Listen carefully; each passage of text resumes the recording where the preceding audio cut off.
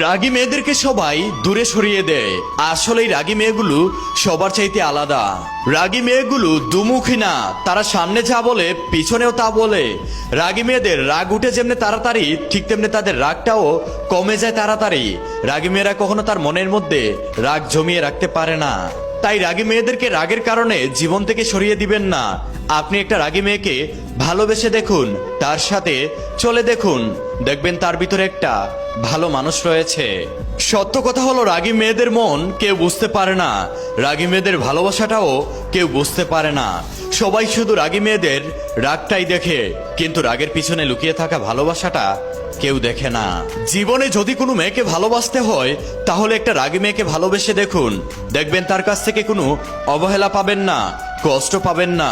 কারণ রাগী মেয়েরা আর যাই করুক না কেন, কখনো কারো সাথে বেইমানি করে না, কখনো কারো সাথে ভালোবাসার অভিনয় করে না।